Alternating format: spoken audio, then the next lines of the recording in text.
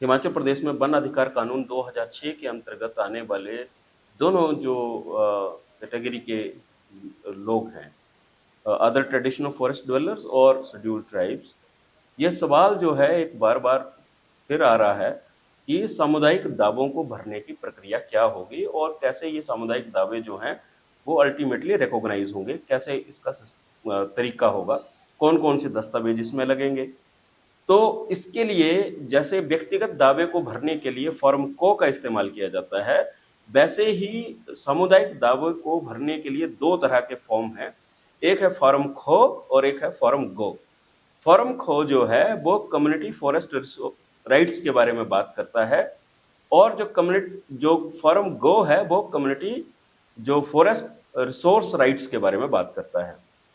इन दोनों फॉर्म को भरने के लिए एक तो फार्म खो जब हम भरेंगे तो फार्म खो में भरने के लिए अपने दावे आपके क्या क्या हैं। एक तो ये जंगल कौन सा होता है, ये जंगल वो है जिस जंगल में आप किसी भी तरह की अपने जीवन यापन के लिए गतिविधियां करते हैं, चराई के लिए करते हैं, फूल वुड लाने के लिए करते हैं, जड़ी बूटी के लिए करते हैं, बेल पत्ती लाने के लिए करते हैं, तमाम तरह के जो आपके अधिकार इसमें जो भी दखल हैं उन दखलों को लेके इसको दावा फार्म भरने का प्रावधान है। इस दावा फार्म में जो हमारे यहाँ पे हिमाचल में एक बहुत अच्छी बात हुई है कि हमारे यहाँ पे जब रेवेन्यू सेटलमेंट हुई और जो फॉरेस्ट सेटलमेंट्स हुई, उन फॉरेस्ट सेटलमेंट और रेवेन्यू सेटलमेंट में कुछ हमारे यहाँ पे रिकॉर्ड अवेलेबल हैं।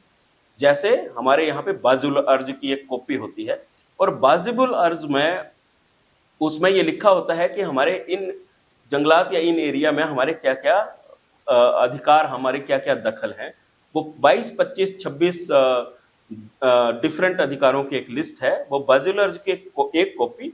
दूसरा जो यूजुफ्रक्ट राइट्स होते हैं हमारे, जो फॉरेस्ट डिपार्टमेंट रेंज ऑफिस में आपको मिल जाएगी वो कॉपी, उसमें भी तमाम किस जंगल में क्या क्या हमारे दखल हैं उसके बारे में पूरा डिटेल में उसमें डिटेल में लिस्ट होती है।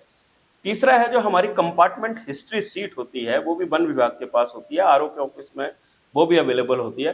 कंपार्टमेंट हिस्ट्री सीट में आपको एक तो मिल जाएगा जंगल का नक्शा, कंप्लीट जो नक्शा होता है वो मिल जाएगा, प्लस उसमें कौन कौन से आपके दखल हैं, कौन कौन से क्या छूट आपको दी गई हैं उनके बारे में तमाम उसमें गांव के नाम सहित वो लिखा होता है। तो ये जो दस्तावेज हैं, ये दस्तावेज अपने आप में पूर्ण हैं आपके किसी भी जंगल के ऊपर कम्युनिटी सामुदायिक दावे को भरने के लिए।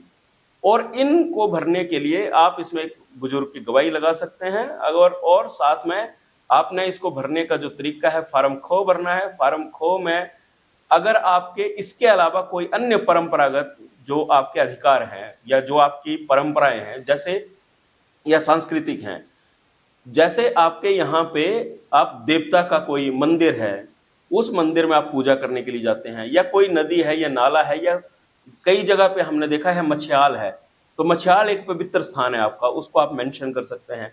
आपके मंदिर को जाने के रास्ते को मेंशन कर सकते हैं। आपके यहाँ पे कोई और पवित्र स्थान है इस तरह के, उनको आप मेंशन कर सकते हैं। इसके साथ ही साथ अगर वहां पे आपके यहाँ पे गद्दी अगर अपनी भेड़ चराई के लिए वहां पे आते हैं तो उसको आपको मेंशन करना है, क्योंकि ये अधिकार देने की प्रक्रिया है, इसमें किसी के अधिकार को आप छीन नहीं सकते हैं। तो जैसे गद्दी वहां पे आते हैं, गुज्जर वहां पे आते हैं, अगर वहां पे अपनी चराई करते हैं तो वो उसमें आपने लिखना है। और अगर कोई बॉडी है, अगर कोई उस तरह की कोई ऐसी चीज है जो आपको लगता है कि इन तीन तरह के दस्तावेजों में उसका जिक्र नहीं किया गया है, तो उनको आपने लिखना है प्रॉपर फार्म खो में। फार्म खो में हालांकि आपको जब आप भरेंगे तो उसमें आप एक एक्स्ट्रा सीट लगा सकते हैं, और उस एक्स्ट्रा सीट में ये सारे के सारे आप उसमें ये दावे जो हैं वो अपने लिख सकते हैं। ऐसे ही फार्म गो को भरने का है, और फार्म गो में भी आप तमाम तरह के आपके जो जंगल है जिसको आप मैनेज करने वाले हैं, आने वाले समय में जिस जंगल का प्रबंधन और कंजर्वेशन आप करने वाले हैं, उस जंगल का आपने बिल्कुल यही दस्तावेज उसके साथ लगेंगे। और अगर आप कहीं अगर ऐतिहासिक तौर पे या पुराने टाइम से अगर उस जंगल को आप प्रबंधन की स्थिति में लेके आए, जैसे ज्वाइंट फॉरेस्ट मैनेजमेंट में अगर आप गए हैं और आपके पास उसके दस्तावेज हैं कि आप इसका प्रबंधन आप करते रहे हैं, या आपके गांव वाले पहले से ही कोई ऐसे आपके पास दस्तावेज है कि आप इस जंगल की रखवाली करते हैं और इस जंगल का प्रबंधन करते हैं, या इस जंगल में आप कई बीच में प्लांटेशंस और उस तरह के कार्य बीच बीच में करते रहते हैं। ये तमाम प्रबंधन के ही कार्य हैं, उसके संरक्षण के कार्य हैं।